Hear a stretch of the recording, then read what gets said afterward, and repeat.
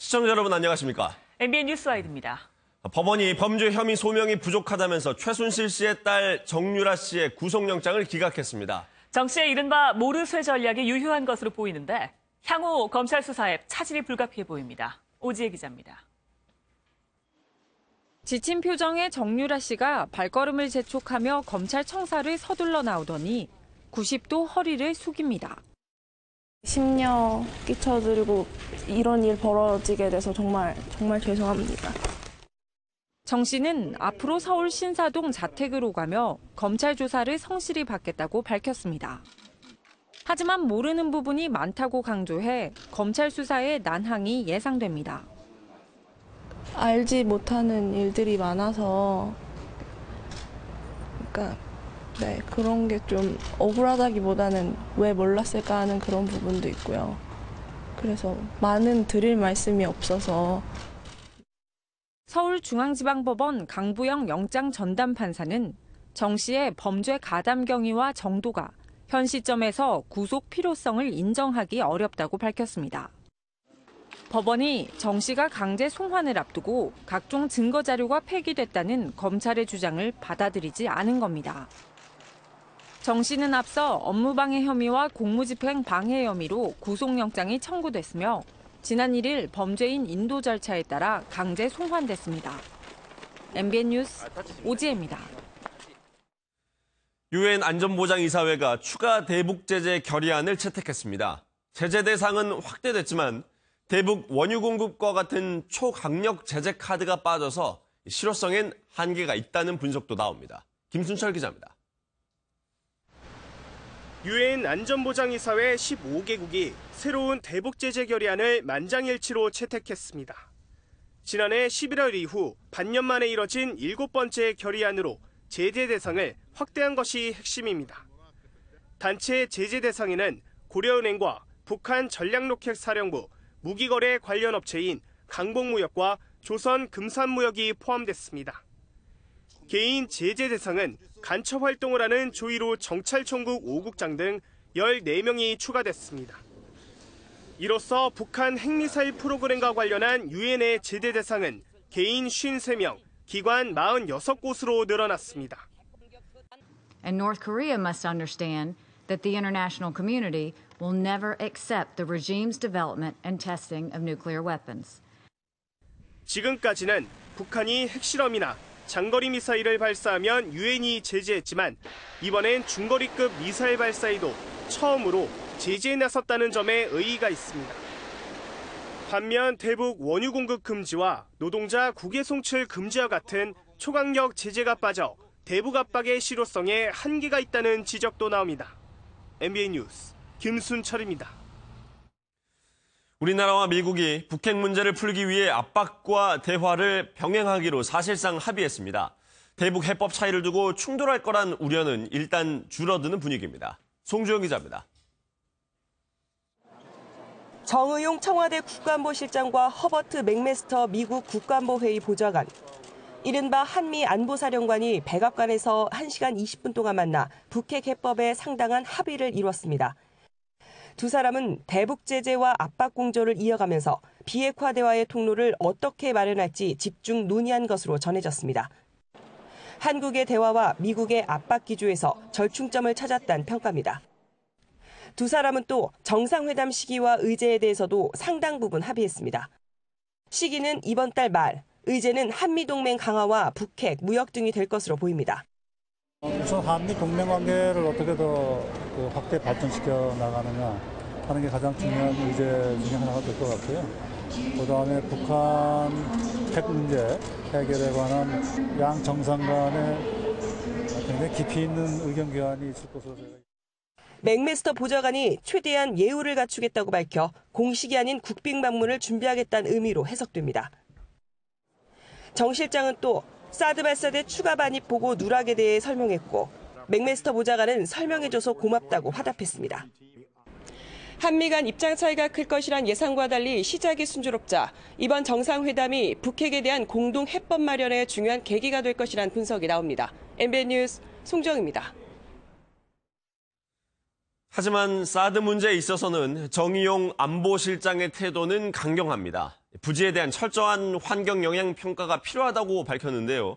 사드 배치를 늦추려는 전략적인 의도로 풀이되고 있습니다. 황재영 기자입니다.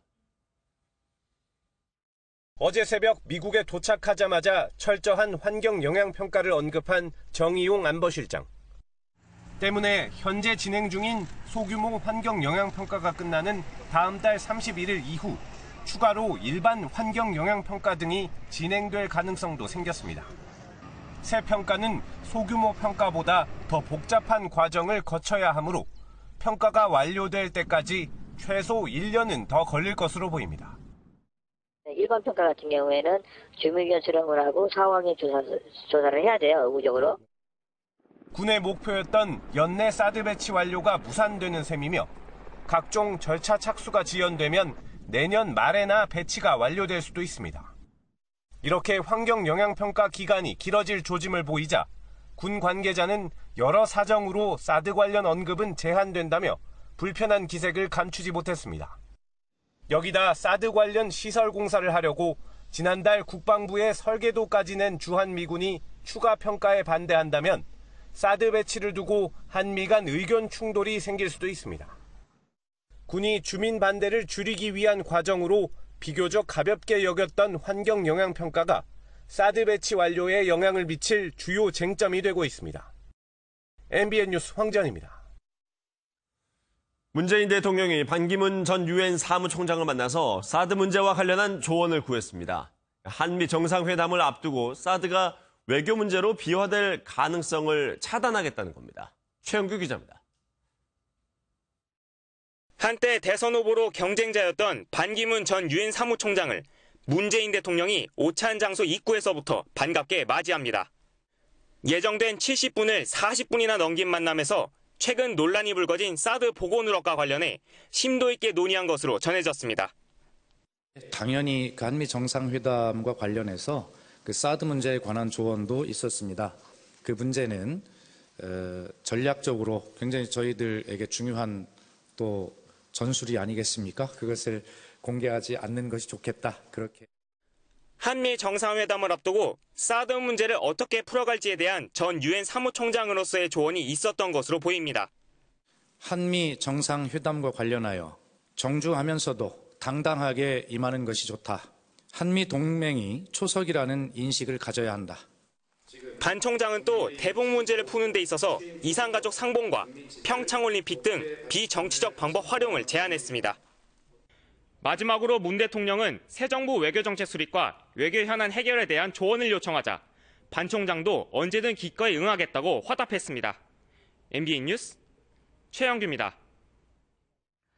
어제 있었던 김상조 공정거래위원장 후보자의 인사청문회를 짚어보겠습니다. 김 후보자에게 제기된 의혹의 가지수가 좀 많았는데요.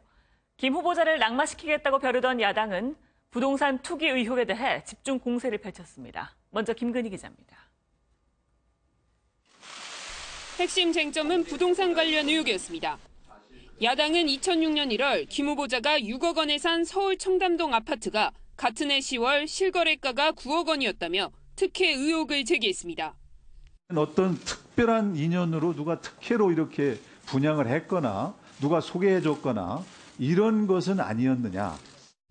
이에 김 후보자는 자신이 산 곳은 그늘져 있어 미분양됐던 1층이라고 반박했습니다. 2동짜리 작은 아파트이고 1층에 그늘진 데서 미분양된 상태에 있었습니다. 미분양 상태에 있었던 그 아파트가 몇 개는 더 있었던 걸로. 해당 아파트에 직접 찾아가 봤습니다. 실제 이 아파트 1층은 주변보다 낮은 데다 큰 나무들에 가려져 있어 햇볕이 거의 들지 않는 곳이었습니다. 저 그늘에 있어서 관자 같은 데를 누가 사. 그래서 밑에 습기가 올라와가지고 나무미 약들을 분석해서 저 뭐하고 있어 지금 미침을 받았어요. 대치동 음마아파트 위장전입 의혹에 대해서는 투기 목적이 아닌 아내의 대장암 치료를 위해서였다고 답했습니다. 제 처가 길거리에서 쓰러졌습니다. 항암 치료를 하더라도 5년 생존율이 반반이라는 의사의 진단을 받았습니다. 그때 그 수술을 하던 병원이 강남에 있는 모 대학 병원이었습니다. MBN 뉴스 김근희입니다. 어제도 역시나 후보를 검증하는 여야 의원들의 하소연이 이어졌습니다. 바로 문자 폭탄 때문이었는데요. 어떤 질문에 시민들이 항의성의 문제를 보내는 건지 노태현 기자가 알아봤습니다. 미국 기업 CEO의 추천, 어떻게 보면 이 양반이 스폰서 아닙니까? 지리도정 스폰서 발언을 한 뒤 김관영 의원은 항의 문자가 빗발쳤다고 밝혔습니다. 제가 이 스폰서의 추천을 통해서 후보자께서 이 프로그램을 다녀왔다, 이렇게 오전에 질의를 하니까 지금 제가 문자 폭탄을 받았어요. 김관영 의원 외에 다른 야당 의원들도 청문회가 진행되는 도중 일반 시민들로부터 항의 문자를 받았습니다. 수천 통에 달했던 이낙연 국무총리 청문회 때보다 수는 줄었지만 청문위원들에게 날아든 항의 문자에 대해 정치권에서는 여전히 논란이 일고 있습니다. 문자 폭탄을 놓고 여야 의원들 간의 장외신경전도 펼쳐졌습니다. 욕설과 비하, 협박까지 이루어지는 것은 명백하게 또 형사 범죄니까요. 제가 보기엔 그 이유를 생각해야 돼요. 왜 나한테 이 시기에 이렇게 한꺼번에 문자가 몰려올까? 앞으로도 계속되는 청문회 기간 동안 문자 폭탄은 또 하나의 논란이 될 전망입니다. MBN 뉴스 노태현입니다. 또 인사청문회를 앞두고 있는 김희수 헌법재판소장 후보자에 대한 새로운 의혹이 나왔습니다. 군 법무관으로 근무하던 1981년 군부 정권에 적극적으로 협조하고 표창까지 받았다는 겁니다. 최은미 기자입니다. 김희수 헌법재판소장 후보자가 군 법무관으로 근무하던 1981년 1월과 3월, 당시 계엄군 사령관으로부터 공로 표창과 국난 극복 기장을 받았다는 의혹이 제기됐습니다.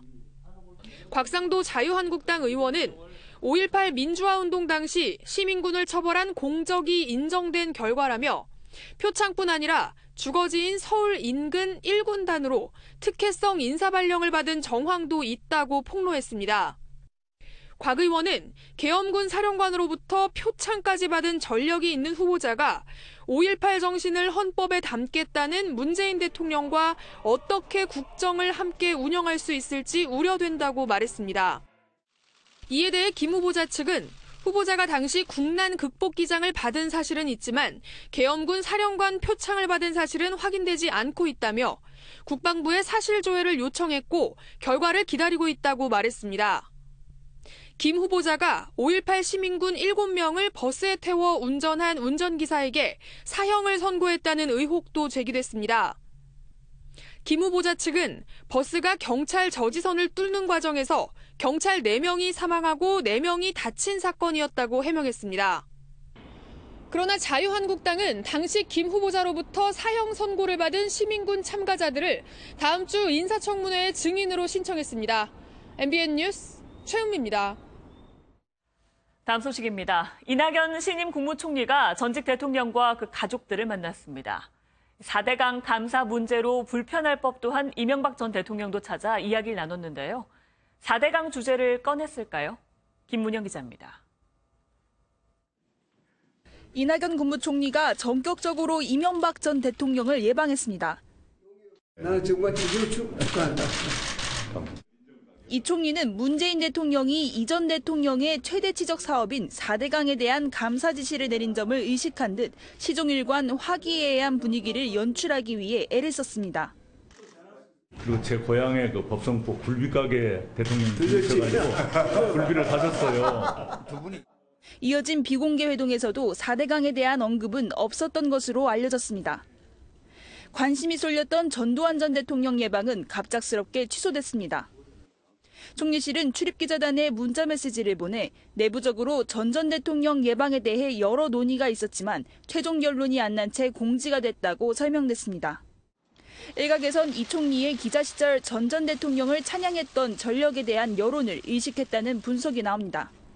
MBN 뉴스 김문영입니다. 대통령이 선거 때 통상 기능을 기존의 산업통상자원부에서 외교부로 이전하겠다는 공약을 내놓은 바 있는데요. 국정기획자문위원회가 산업부에 그대로 두는 방향으로 논의를 하고 있다고 밝혔습니다. 공약 후퇴 논란이 일고 있습니다. 윤범기 기자입니다. 이 통상 부분을 떼내든지 아니면 어떻게 해야 되는 거 아니냐 뭐 이런 지적도 있는데 거기에 대한 혹시 견해가 있으시면 좀 밝혀주십시오. 통상 부분은 다시 외교부로 복원하는 것이 맞겠다라는 생각을 가지고 있습니다. 하지만 통상 기능을 외교부로 다시 옮긴다는 문재인 대통령의 공약이 백지화될 것으로 보입니다. 국정기획자문위원회는 산업통상자원부의 통상 기능을 그대로 존치하는 방향으로 논의하고 있다고 밝혔습니다. 산업부의 통상 기능과 관련한 그런 기사들이 오늘 많이 나왔는데 그런 방향으로 논의를 하고 있는 것은 사실입니다. 최종적인 결론은 다음 주 초쯤 내릴 것이라고 말했습니다. 약속을 했던 거니까 협의를 하는 게 필요한데 아마 다음 주 초반쯤에는 결론이 날 것으로 봅니다. 더불어민주당 관계자도 국정기획위가 통상 기능을 존치하는 방향으로 당정회의 때 보고한다고 들었다며 이에 맞는 정부 조직법 개정안을 발의하게 될 것이라고 밝혔습니다. 대통령이 밝힌 정부 조직 개편 방향이 재검토되면서 국민과의 약속인 공약을 바꾸는 것에 대한 우려의 목소리가 나오고 있습니다. MBN 뉴스 윤범기입니다.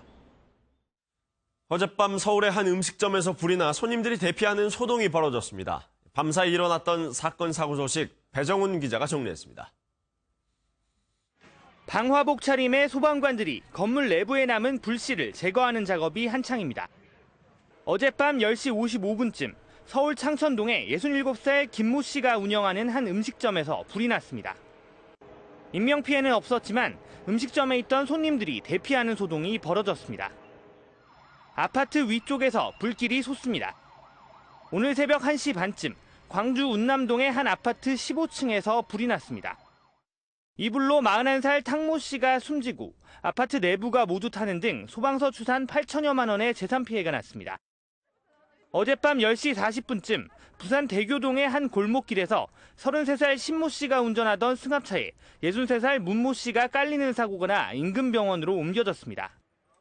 경찰은 신 씨가 술에 취해 길에서 자고 있던 문 씨를 미처 보지 못해 사고가 난 것으로 보고 있습니다. MBN 뉴스 배정훈입니다. 수도권의 한 대학 교수가 강의 중에 음란 동영상의 대사를 흉내내서 논란이 일고 있습니다. 여학생에게 신체 접촉을 하려 했다는 의혹도 불거져 대학 측이 진상조사에 나섰습니다. 민경영 기자입니다. 논란의 시작은 지난 4월 경기도 소재 모 대학의 강의였습니다. 해당 교수는 인적이 드문 오두막에서 남녀가 하루를 보내는 상황을 가정한 뒤 학생들에게 어떻게 하겠느냐고 질문했습니다.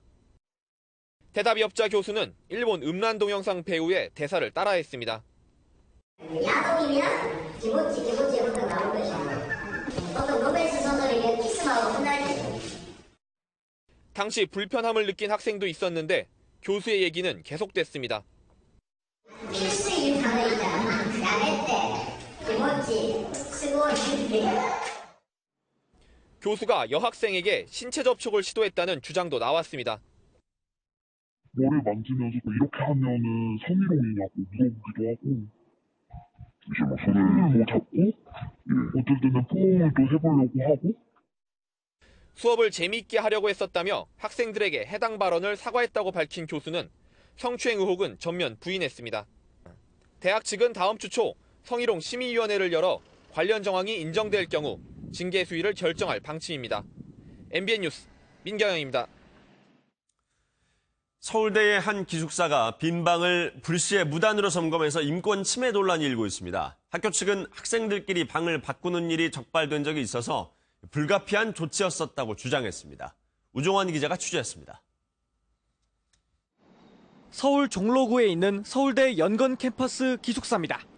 지난달 22일 기숙사 측이 예고 없이 학생들이 자리를 비운 사이 방문을 열고 들어가 내부를 점검했습니다. 저희가 사는 주거 공간인데 그걸 저희 허락 없이 들어온다는 건 진짜 명백한 저희의 인권 침해라고도 볼 수 있는 거니까 혼납하는 학생들 많이 있는 것 같아요. 기숙사 측은 같은 과 동기끼리는 방을 같이 쓰지 못하도록 하고 있는데 학생들이 허가 없이 방을 바꾸는 경우가 많아 단속한 것이라고 주장했습니다. 생활수칙에는 정해진 방을 학생들이 마음대로 바꿀 수 없다고 명시돼 있습니다. 기숙사 측은 실제로 학생들이 내규를 어긴 사실이 적발된 적이 있어 점검이 불가피했다는 입장입니다. 하지만 점검 방식에 문제가 있다는 지적이 이어지자 기숙사 측은 지난달 31일 간담회를 열어 학생들에게 사과했다고 밝혔습니다. 잘못된 건 잘못됐다고 관장님께서 그날도 이제 그 부분에 있어서는 이제 사과 이야기를 전달했고. 기숙사 측은 학생들이 자치회를 구성할 수 있도록 지원한 뒤 향후 기숙사와 학생 간 소통을 이어가겠다고 덧붙였습니다. MBN 뉴스 우종환입니다. 주차했던 차로 돌아와 보니 문짝은 찌그러져 있는데 누군지도 모르는 상대방은 연락처도 남겨놓지 않은 경우 있으실 텐데요. 분통이 터질 일이죠. 이른바 문콕뺑소니를 막자고 법을 개정했는데 실효성에는 의문이 제기되고 있습니다. 배준우 기자입니다. 최근 이희성 씨는 주차장에 세워둔 자신의 자동차에 흠집이 난 걸 발견했습니다. 전화번호라도 메모를 해놓는다든지 미안하다고 이렇게 한마디라도 좀 적어놨으면 좋겠는데 전혀 그런 거 없이 그냥 사라지니까 마음이 안 좋았죠. 문콕 사고의 대부분은 이렇게 차들 사이의 간격이 좁은 주차장에서 차 문을 열다가 발생합니다. 실제로 한 보험사에 접수된 주차장 문콕 사고는 지난 5년간 2배로 늘었습니다. 이렇게 문콕 사고가 급증하면서 문콕 뺑소니를 형사처벌하도록 개정된 도로교통법이 시행되지만 벌써부터 실효성 논란이 일고 있습니다. 도로가 아닌 주차장에서 발생한 사고에는 이 법을 적용할 수 없기 때문입니다. 도로에서는 남의 차를 들이받고 도망간 경우 처벌할 수 있어요. 하지만 주차장에서 지금은 처벌 못합니다. 늘어나는 문콕 사고 피해를 막기 위해 실효성 있는 법 개정이 필요해 보입니다. MBN 뉴스 배준우입니다. 4대강 사업에 대한 순기능과 역기능을 놓고 논란이 계속되고 있죠. 녹조가 심각해지며 생태계를 파괴한다는 이야기도 있지만 가뭄과 홍수를 예방하는 효과가 있다는 쪽도 있습니다. 그런데 자칫 이 기능도 역할을 못할 수 있다는 우려가 나오고 있습니다. 심우영 기자가 현장 취재했습니다. 구미보 인근 낙동강과 지류인 감천이 합류하는 구간입니다. 지류에서 쓸려 나온 모래가 낙동강을 삼켜버릴 듯이 거대한 부채꼴 모양으로 쌓이고 있습니다. 한눈에 봐도 수심이 채 50cm도 되지 않습니다.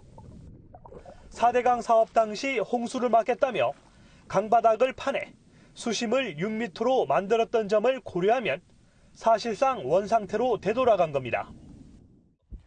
수심이 6m라는 구미보 인근 낙동강 중간 지점입니다. 제가 한번 들어가 보겠습니다.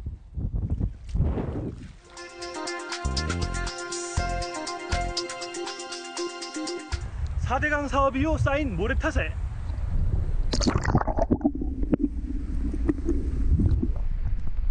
수심이 제 종아리 20cm에 불과합니다.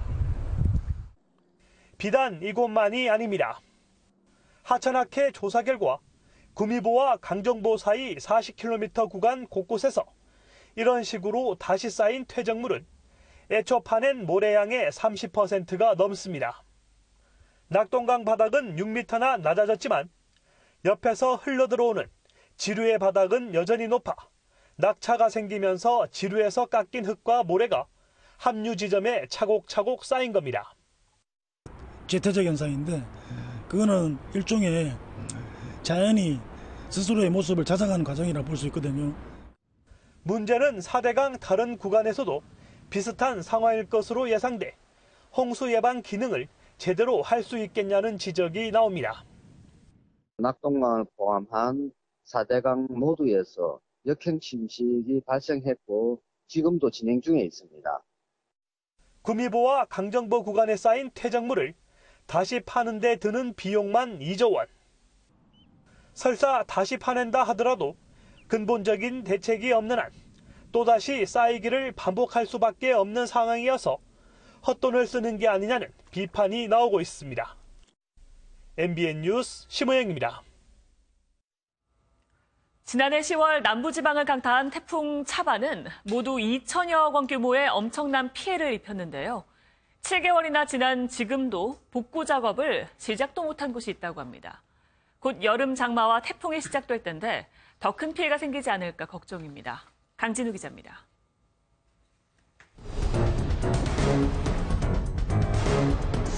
지난 가을에 불어닥친 태풍 차바의 위력은 대단했습니다. 도로가 움푹 꺼졌고 빗물에 떠밀려온 차들이 처참하게 부서졌습니다. 태풍이 지나간 지 7개월, 당시 피해를 본 다리를 찾아봤습니다. 보시는 것처럼 다리가 내려앉을 것처럼 위태로워 보이지만 복구 공사는 시작도 하지 못한 채 방치되고 있습니다.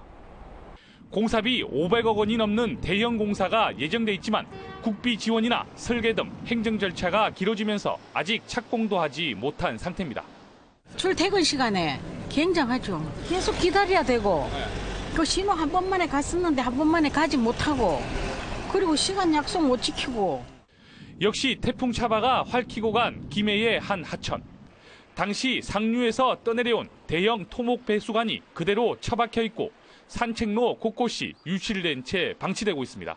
빨리 좀 복구 공사를 해주면 좋을 텐데 이게 지금 시일이 너무 오래 걸려가지고. 이제 막 복구 공사를 시작했지만 일부를 뺀 전체 공사는 올해 안에 완공되기 어렵습니다. 여름철에도 뭐 밑에 식당들 장비 작업하면 구조물 일으키면 그거 못하게 하거든. 내년은 2, 3월 달 가야. 이제 곧 여름 장마와 태풍이 시작될 시기지만 복구가 지연되면서 2차 피해에 대한 두려움도 커지고 있습니다. MBN 뉴스 강진우입니다. 영화 옥자가 이달 말 개봉을 앞두고 있지만 가까운 극장에서 옥자를 볼 수 없는 상황에 부닥쳤습니다. 멀티플렉스와 영화 옥자 측이 치열하게 대립을 하고 있기 때문인데요. 어떤 내용인지 이동훈 기자가 보도합니다. 설국열차 이후 봉준호 감독의 4년 만의 신작인 옥자는 최근 제70회 칸 국제영화제에 초청받으며 세계적으로 주목받았습니다. 강원도 산골 소녀 미자는 친구인 거대 동물 옥자가 미국 뉴욕으로 끌려간 뒤 옥자를 구하기 위해 길을 떠납니다. 옥자는 동영상 스트리밍 업체인 넷플릭스가 600억 원을 투자해 화제를 모았고 틸다 스윈튼, 제이크 질레날 등 출연 배우들의 내한이 추진되는 것으로 알려졌습니다. 일단 옥자는 넷플릭스와 파트너십 아래서 6월 29일 넷플릭스의 전 세계 공개와 동시에 저희 한국 극장에서 6월 29일 날 개봉하는 것을 확정하였습니다. 그런데 개봉을 두고 문제가 생겼습니다. 일반적으로 우리나라에서 극장 개봉작은 일정 시간이 지나 동영상 서비스를 했는데 넷플릭스는 개봉과 동시에 동영상 서비스를 한다는 것입니다. 멀티플렉스는 넷플릭스의 일방적인 결정에 대해 보이콧을 하겠다는 입장입니다. CGV 등은 넷플릭스가 국내 영화 유통 질서와 영화 산업 생태계를 훼손하고 있다고 주장하며 상영관 배정을 하지 않고 있습니다. 멀티플렉스를 제외한 대한, 서울극장 등은 옥자를 개봉하기로 했습니다. MBN 뉴스 이동훈입니다. 트럼프 미국 대통령이 파리 기후변화 협정에서 탈퇴를 공식 선언했습니다. 협정이 미국에 불리하다는 게 그 이유인데요. EU와 중국은 오히려 협정 성공을 위해 함께 노력하겠다고 밝혔습니다. 박유영 기자입니다. 트럼프의 선택은 역시 파리 기후변화 협정 탈퇴였습니다. As president, I can put no other consideration before the well-being of American citizens. Thus, as of today, the United States will cease all implementation of the non-binding Paris Accord. 미국의 탈퇴로 2030년 세계 탄소 배출량은 파리 협정의 애초 목표치인 56기가톤보다 오히려 23% 급증한 69기가톤까지 치솟는다는 분석도 나왔습니다. 즉각 전 세계의 비난이 쏟아졌습니다. All share the same responsibility. Make our planet. 트럼프는 파리 협정을 재협상하자고 요구했지만 프랑스와 독일, 이탈리아는 성명을 내고 재협상은 없다며 그대로 이행하겠다고 밝혔습니다. 이런 가운데 유럽과의 공조를 강화하고 나선 중국은 미국을 대신해 글로벌 환경 주도국으로 치고 나올 태세입니다. We are convinced that yesterday's decision by the United States to leave the Paris Agreement is a big mistake. 트럼프가 국제사회와의 약속마저 저버리고 미국 우선주의를 내세우면서 세계의 정책 협력 지형도 요동치고 있습니다. MBN 뉴스 박영입니다. 한 주간 있었던 정치권 소식 더 깊게 얘기 나눠보겠습니다. 네, 오늘 세 분 모셨습니다. 이두하 전 국회의원, 최영일 경희사이버대 교수, 김남국 변호사 함께합니다. 안녕하세요. 안녕하세요. 어서 오십시오. 예. 앞서 저희가 리포트에서 보도해드렸다시피 최순실 씨의 딸 정유라 씨의 구속영장이 기각이 됐습니다. 그리고 새벽에 귀가하는 길에 또 카메라에 잡혔는데요. 그 모습 먼저 보시고 다시 돌아오겠습니다. 법원의 결정에 대해서 어떻게 좀 판단하시나요? 네, 일단 많은 분들께 심려 끼쳐드리고 이런 일 벌어지게 돼서 정말 죄송합니다. 정말 죄송합니다. 그리고 앞으로 검찰 조사에 성실하게 임하도록 하겠습니다. 오늘 증거인멸을 좀 시도했다라는 보도도 나왔는데요. 독일에서 증거인멸 시도한 적이 있으신가요? 아니요, 그런 적 없습니다. 법원에서 이런 결정 내려줄 거라고 생각을 하셨어요? 전혀. 심정적으로 좀 다시 청구가 온다면 어떤 심정이시겠어요? 네, 또 그러면 이제 실질 심사 가서 제가 억울한 부분 판사님께 말씀드리고 또 똑같은 일을 해야 된다고 생각합니다. 어떤 점이 제일 억울하신 것을? 네. 어떤 부분을 특히나?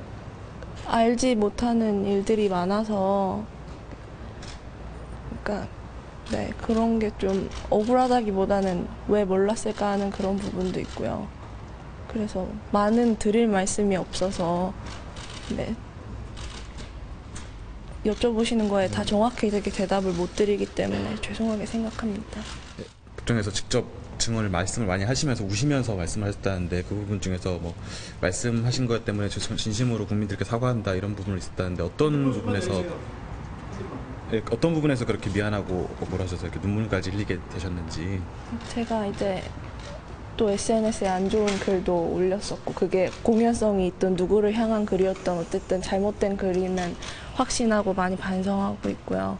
그것 때문에 이제 네, 저도 아이가 있지만 제 아이한테 누가 그런 말을 하면 정말 기분 안 좋을 것 같고 속상할 것 같고 정말 죄송하고 이제 많은 학생들이 이제 열심히 수업해서 학교 들어가기 위해서 애를 쓴다는 걸 아는데 저는 다니지 않은 학교에 괜히 입학을 해서 많은 분들한테 분노를 사고 학생분들 입장에도 좀 안 좋은 영향을 끼치는 것 같아서 정말 죄송하게 생각합니다. 그럼 여전히 학교 안 다니셨다고 그러셨는데 여전히 입학과 이제 학사 관련해서는 여전히 모르신다는 입장이신 건가요, 그러면? 네, 그렇습니다. 혹시 어머님 면회 가실 생각은 있으십니까? 허락이 된다면 당연히 가겠지만 허락이 안 된다면 가지 못할 것 같습니다. 네, 정유라 씨의 오늘 새벽 귀갓길 발언을 같이 보셨는데요. 김남국 변호사님. 네. 영장을 기각시킨 판사가 강부영 판사입니다. 박근혜 전 대통령을 구속시켰던 판사로 이름이 알려져 있는데 이번에 기각이 됐어요. 예. 이 기각의 사유는 어떻게 됩니까? 네, 일단은 이제 영장이 발부가 될 때 크게 이제 두 가지를 판단하게 됩니다. 일단 첫 번째는 이 범죄를 받고 있는 이 범죄 피의자의 범죄 혐의가 어느 정도 인정이 되느냐라는 첫 번째 부분이 있고요. 그다음 두 번째는 이제 범죄의 상당성이 인정된다라고 한다면 과연 구속의 사유가 있는지 여부, 그러니까 도주나 증거의 인멸에 우려가 있는지 이 부분을 판단을 하게 되는데 이 영장 발부가 됐을 때 기각이 됐을 때 그 문구를 보게 되면 지금 현재 영장 청구된 범죄 사실에 따른 피의자의 가담 경위와 정도를 이야기를 하면서 아직은 충분하지 않았다라는 판단을 하고 있습니다. 예. 그래서 이제 그것을 보게 되면 결국에는 업무방해와 관련된 이 정유라 씨의 어떤 공범이나 아니면 가담 정도와 관련된 부분에 있어서 적극적으로 가담하지 않았다라고 본 것 같습니다. 실제 이제 이런 어떤 입학 학사 비리와 관련해서 업무방해로 처벌되는 어떤 그런 경위를 보게 되면 부모가 적극적으로 가담을 하는 경우가 일반적이고 아이가 여기에 대해서 공범이나 교수와 이제 어떤 공범 관계나 부모의 어떤 적극적인 어떤 주도 행위나 이런 것들을 알고서 이렇게 뭔가 입학하는 경우는 많지 않기 때문에 아마도 이 부분에 대해서 적극적으로 가담하지 않았다라고 본 것 같습니다. 네. 그리고 이제 구속 사유와 필요성과 관련해서도 저희가 일반적으로는 정유라가 덴마크에 도피해 있었기 때문에 도주하고 있었던 거 아니냐 이렇게 판단을 하고 있는데 엄밀하게 따져보면 법리적으로 따져보게 되면 정유라는 원래 독일에 있었고 그다음에 독일에 있었지만 이제 사실은 이제 기자들의 어떤 눈이나 이런 것들을 피해서 그 최순실 씨의 그 요청에 의해서 덴마크로 갔었던 상황이었습니다. 그래서 그 시점에는 사실은 또 정유라 씨에 대한 그 체포영장이 발부되어 있지 않은 상황이기 때문에 그 체포영장이 발부됐던 시점으로 따져서 엄격하게 판단을 하게 되면 사실상 정유라는 도피를 하고 있었던 것이 아니고요. 그다음에 국내의 어떤 송환 요청에 대해서 응하지 않았던 것은 정유라가 가지고 있었던 본인의 어떤 권리를 행사한 측면이 있기 때문에 아마 이 부분에 대해서도 법원은 엄밀하게 법리적으로 따져서 도주나 이런 것으로 판단하진 않은 것 같습니다. 지금 김남국 변호사께서 왜 구속영장이 기각되었는가를 설명해 주고 계신데 바로 어젯밤까지만 해도 대부분의 법조인들은 구속될 것이다. 이렇게 이제 많이 말씀을 하셨어요. 근데 저도 당연히 여러 가지 사유로 정유라가 앞으로 미진한 수사의 나머지 퍼즐을 채울 때까지 구속 상태에서 조사받을 게 많겠구나. 이 정유라가 범인으로서 어떤 용의자, 피의자로서의 역할보다도 지금 이 거대한 국정농단이라는 사건에서 지금까지 완전히 밝혀지지 않은 것을 뭘 좀 더 알고 있을까? 그러니까 증인으로서의 가치를 높게 보고 있었거든요. 네. 근데 오늘 아침에 대부분의 국민들은 이 소식을 접하면서 첫 번째는 충격, 두 번째 황당, 세 번째는 허탈. 그럼 정유라 이제 집에 가서 뭘 할까? 자, 그럼 과연 도피나 증거 인멸에 우려는 없을까? 예를 들면 저는 뇌물죄를 걸 거냐 말 거냐 여러 가지 이제 논란이 있었습니다만 뇌물죄에서 주범은 아니겠죠. 학사비리에서도 주범은 아니겠죠. 그런데 지금 삼성에서 지원했다는 특혜, 이건 뭘 지원한 거냐? 승마를 지원했다는 거 아닙니까? 승마에서 정점이 정유라라는 한 선수가 그 수혜를 다 받은 거 아닙니까? 그럼 여러 가지 측면에서 지금 이 범죄 수익을 은닉하고 도피하는 그런 부분을 알고 있는지 모르고 있는지 유럽 생활을 가장 오래 했단 말입니다. 그러니까 이런 부분에서 더 우리가 알고 싶은 것은 너무나 많은데 지금 일단은 자유로운 몸으로 집에 돌아가게 됐다. 이것을 지금 어떻게 받아들여야 할지 김남국 변호사님 뭐 개인에게 제가 비난하는 건 아니지만 어제까지 얘기가 다르고 오늘 얘기가 다르면 판사는 당연히 이렇게 했을 이유가 있겠죠. 전 그렇게 믿습니다. 강부영 판사라는 개인에 대해서 우리가 왈가왈부할 필요는 없을 것 같아요. 그럼 검찰은 몰랐느냐. 오늘 아침에 와서 검찰은 놀랍다, 황당하다. 앞으로의 수사에 급제동이 걸렸다. 지금 이럴 것이 아니라 그러면 영장을 제대로 청구를 했어야 되는 거 아닌가 하는 안타까움이 듭니다. 그럼 김남국 변호사께 이것도 하나만 더 여쭤보고 가죠. 특혜를 받은 것 자체는, 그러니까 실질적으로 받은 사람은 정유라 씨잖아요. 이런 부분은 전혀 영향을 안 미치는 거예요. 그러니까 이제 그런 부분이 영향을 안 미쳤다라기보다는 단순하게 그냥 이제 어떤 특혜를 받았다라는 사실만으로 처벌하거나 구속할 수는 없다라고 보여집니다. 구속 사유가 안 된다는 거죠. 그러니까 이제 결국에는 그런 것이 범죄의 사실로, 그러니까 뇌물로 이게 받은 것을 뭐 정유라 씨가 알고서 그런 어떤 사정이나 이런 것들을 충분히 알고서 받았다라고 한다면 이 범죄, 공범으로서의 어떤 범죄 사실이 인정이 될 텐데요. 그런 부분에 대한 어떤 입증이 좀 부족했던 것으로 봅니다. 뭐 저희가 이제 검찰이 입수한 어떤 증거 기록을 이제 확인하지 못하기 때문에 여기에 대해서 왜 법원의 판단이 그렇게 나왔는지 추측하기 쉽지는 않지만 그래도 이제 추측을 한다라고 한다면 아마도 최순실 씨가 이 부분에 대해서 구체적으로 정유라 씨한테 설명을 해주지 않았을 가능성이 높고요. 적어도 이제 말로 설명을 해주지 않았다라고 한다면 또 이제 뭐 서면이나, 그러니까 정유라 씨가 계약이나 이런 데에 사인을 했을 때 그러한 어떤 정황을 좀 추측할 수 있는 그런 것들이 있었어야 됐는데 정유라가 이제 그 계약서, 그러니까 삼성으로부터 지원받는다는 어떤 선수와 관련된 협약서나 이런 계약서에 사인을 했을 때에는 그 외부적으로 드러난 어떤 요건이나 이런 형식은 합법의 테두리를 가장했기 때문에 정유라로서는 구체적인 어떤 설명을 최순실 씨한테 듣지 않았다라고 한다면 이 부분에 대해서 정유라한테 책임을 묻을 수가 없다라고 이렇게 법원이 판단하지 않았을까? 반론이 있는 거예요. 라는 생각이 듭니다. 지금 정유라는 아이의 엄마예요. 성인입니다. 물론 이대 입학 당시에 미성년자였죠. 독일 생활을 오래 했습니다. 지금 우리가 그동안 청문회나 수사 과정을 통해서 특검 과정에서 확인한 게 뭐냐면 자, 아이의 기저귀, 또 수많은 동물들을 독일에서 데리고 다녔다. 강아지와 고양이, 사료값까지도 삼성에 영수증을 내면 삼성이 돈을 줬다. 이걸 정유라가 몰랐을까요? 그럼 국가대표 선수를 지낸 사람이에요. 임신 중이라 제가 단복을 입지 않고 학교에 갔습니다. 메달은 엄마가 시켜서 가져갔습니다. 이런 얘기를 공항에서 했는데 그럼 세세하게 자기의 독일에서의 생활비를 영수증을 잘 모아놔라. 이거 삼성에 제출하면 삼성이 이 돈을 다 준다. 어느 국가대표 선수의 동물 사료비와 아이의 양육비를 회사가 내줍니까? 지원재단이 내줍니까? 국가가 내줍니까? 그건 사비로 쓰는 거잖아요. 지금 신임 대통령이 들어가서 자, 우리 밥 먹는 것과 우리 동물 키우는 것은 사비로 내겠다라고 하잖아요. 그럼 이게 뭔가 이상하지 않아요? 그럼 제가 생각했을 때는 선수 생활을 오래 한 스포츠 선수들이 대부분 해외 전지훈련 갈 때 뭐 프로야구 선수나 우리 올림픽 국가대표나 축구 선수들이 자, 저는 좀 반려동물을 데려가야 되겠고요. 이 모든 비용은 뭐 국가가 내주십시오라고 얘기합니까? 이거를 인지 못했다라고 얘기를 하면 정유라가 바보입니까? 지금 이것을 왜 안 캐묻고 따져 묻지 않고 그건 저도 좀 이상하게 생각했습니다. 그럼 인지하고 있는 거잖아요. 이걸 왜 다 덮어주는 거죠? 두 분이 아무래도 뭐 한 분은 법조인이시고 또 한 분은 시사평론가로서 뭔가 시각을 달리해서 말씀을 해주셨는데 이 의원님은 어떻게 보셨나요?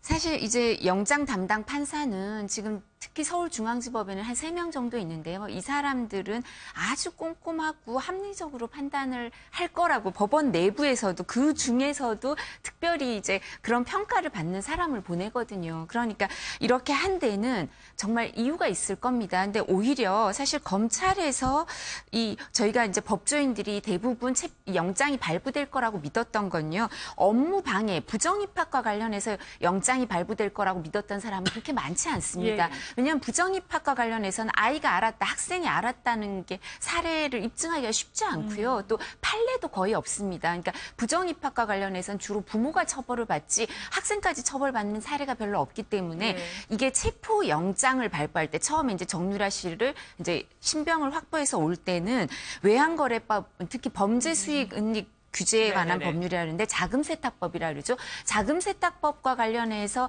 영장이 발부됐었거든요. 그렇기 때문에 이제 구속영장을 신청할 때도 자금세탁법 또는 외화 밀반출 이런 부분과 관련해서 이게 형도 세고 그리고 또 여기와 관련해서는 증거인멸이나 이런 여러 가지 우려가 있기 때문에 이와 관련해서 영장을 청구하면 영장이 발부될 거다라고 법조인들이 믿었던 건데요.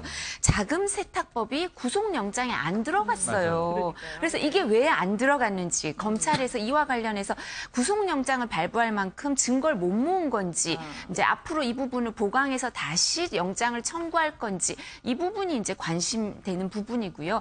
그렇게 검찰이 그 부분을 한다면 자금세탁법이 들어간다면 법원에서는 보통 영장 발부가 대부분 되거든요. 혐의가 소명이 되면. 그래서 이 자금세탁법에 관련해서 얼마나 검찰이 수사를 앞으로 해서 이제 영장을 재청구하거나 이 부분을 밝혀낼지가 국민들이 관심이 있는 거죠. 이건 뇌물죄도 관련 있고 또 최순실 씨나 이 일가들이 돈을 숨긴 걸 찾아내는 게 재산 환수하는 것도 관심 많잖아요. 그러니까 이 자금세탁법에 대해서 검찰이 좀 주력해서 수사를 해야 되지 않을까 싶습니다. 맞습니다. 그러니까 구속영장 청구에 들어갔던 부분에 대해서는 정유라 씨가 계속해서 모르쇠 전략을 펼쳤다 이런 이야기가 흘러나오고 있습니다. 결국 이야기에 먹힌 것 아니냐 이런 이제 분석까지 나오고 있는데요. 정유라 씨가 공항에서 했던 이야기를 한번 들어보시고요. 이야기를 이어가겠습니다.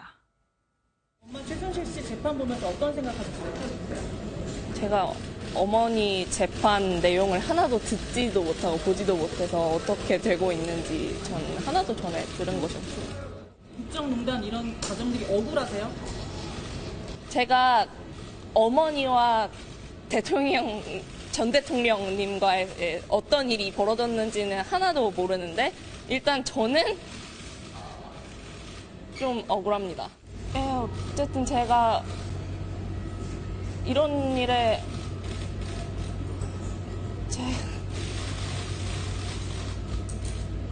딱히 드릴 말씀은 없고 저도 지금 상당히 어떻게 해야 할지를 모르겠습니다. 제가 모든 특혜를 받았다고 하는데 사실 아는 사실이 별로 없기 때문에 저도 계속 이거를 퍼즐을 맞추고 있는데도 사실 잘 연결되는 게 없을 때도 있습니다. 저도. 네, 공항에서도 일단 모른다라는 이야기로 일관을 하긴 했습니다. 네, 그래서 이 검찰 조사 과정에서 48시간 체포돼 있었잖아요. 흘러나온 이야기가 좀 짜맞춘 듯한 예행 연습을 한 듯한 느낌이다. 자연스럽지가 않다. 전반적으로 모른다고 한다. 지금 공항에서의 모습이 일면 진심이 담겨 있을 수도 있으면서 모든 이야기의 법적 논리는 자신의 이제 혐의는 모두 다 부인하고 있는 상황이다. 엄마가 모두 주도했구나 시킨 대로만 했습니다. 근데 이게 새벽에 나오는 모습에서도 비슷하죠. 다만 공항에선 굉장히 당당하게 좀 거침없는 태도로 이야기를 해서 국민들이 좀 공분을 일으켰어요. 아니 지금 나라가 얼마나 시끄러웠는데 정유라 하나 때문에 중고생들이 촛불 집회 초기에 우르르 쏟아져 나온 건 거의 정유라 때문이라고 봅니다. 그런데 이제 물론 SNS 그걸 사과도 했고 하지만 그런데 이제 이 구속이 기각되고 나서 새벽에 나올 때는 굉장히 겸손한 모습이 됐어요. 지금 비포 애프터가 완전히 분위기가 다릅니다.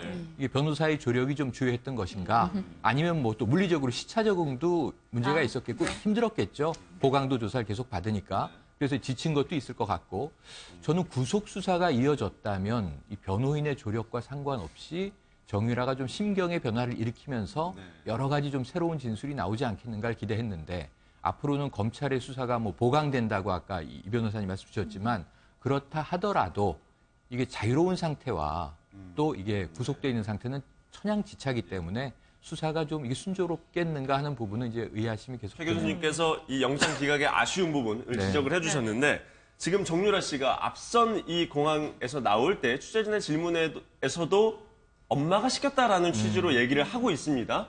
이 부분이 결국에는 아까 그 김 변호사님이 말씀해 주셨던 영장 기각의 사유와 직결되는 부분이라고 볼 수 있는 거죠. 네, 그 부분이 아마 가장 이제 핵심적이지 않았나라는 생각이 듭니다. 사실은 이제 만약 정유라 씨가 본인이 직접 가담하지 않았다라고 한다면 이 부분에 대해서 입증을 해줄 수 있는 진술로 입증해 줄 수 있는 유일한 사람은 최순실 씨입니다. 그런데 이제 엄마인 최순실 씨 같은 경우에는 오히려 정유라 씨의 증언을 보강해주고 있는 겁니다. 그러니까 정유라는 아무것도 모르고 관계가 없다, 무죄다라고 이야기를 하고 있는 것이기 때문에 사실상 진술로서 정유라가 적극적으로 이 범죄 사실에 가담했다라는 것을 입증하기는 쉽지가 않았을 것으로 생각이 됩니다. 그렇다고 한다면 그 물증, 소위 말하는 뭐 문자 메시지라든지 아니면 녹취 파일이라든지 상호간의 어떤 대화 내용 그런 것들에 의해서 입증이 됐어야 되는데 또 이 사이가 정유라 씨와 그 뭐 최순실 씨와의 관계가 그냥 뭐 타인과의 어떤 그런 관계가 아니라 모녀 사이다 보니까 또 뭐 심지어 보도된 내용에 따르면 자주 이렇게 직접적으로 통화하거나 연락하는 사이가 아니었다라는 것을 보게 되면